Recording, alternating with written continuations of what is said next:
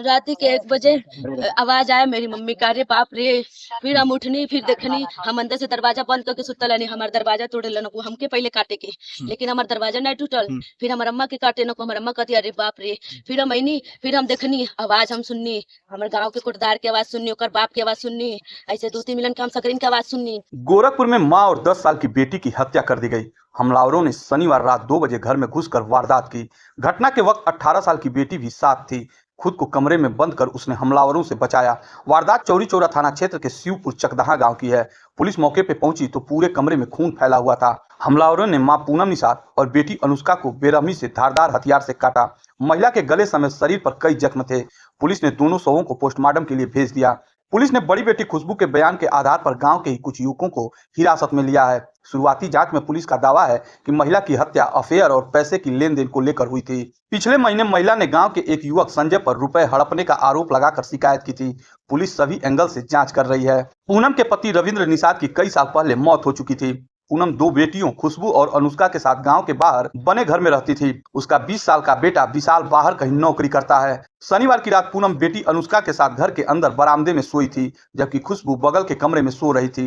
रात 2 बजे कुछ हमलावर घर में घुस आए। बेटी खुशबू ने पुलिस को बताया कि मां पर हमला हुआ तो वह चीख उठी। मैंने कमरे से चिल्लाकर पूछा कि क्या हुआ। उसके बाद हमलावर मेरे कमरे का दरवाजा तोड़ने लगे। मैंने उनकी आवाज पहचान ली। वह गांव का ही रहने वाला संजय था। उसके पिता और कुछ अन्य लोगों की आवाज भी मैंने पहचान ली।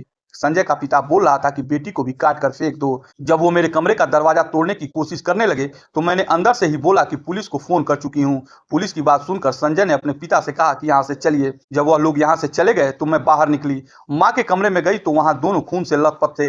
उन्होंने मेरी माँ को बेरहमी से काटा। माँ के गले चेहरे पर वार किए। बहन के गले व हाथ को काट डाला था।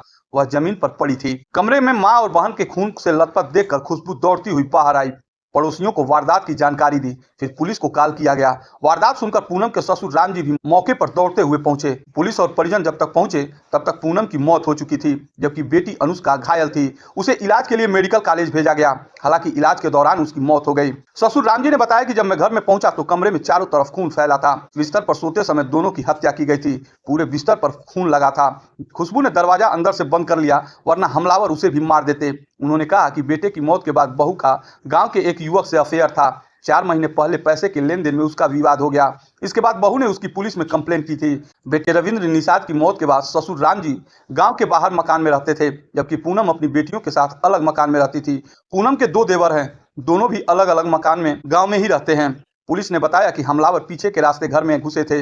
उन्होंने दोनों की हत्या की, फिर भाग गए। संजय नाम के जिस युवक का जिक्र बेटी ने किया, उसे हिरासत में लेकर पूछताछ की जा रही है। एसपी नाथ जितेंद्र श्रीवास्तव ने बताया कि फॉरेंसिक टीम को अहम सुराग मिले हैं। सर्विलांस और सीसीटीवी कैमरे की जांच की जा रही है। कई लोगों को हिरासत में लिया गया है। महिला के मोबाइल की कॉल डिटेल भी निकलवाई गई है, ताकि यह पता चल सके कि कल उसने किस किस से बात की थी।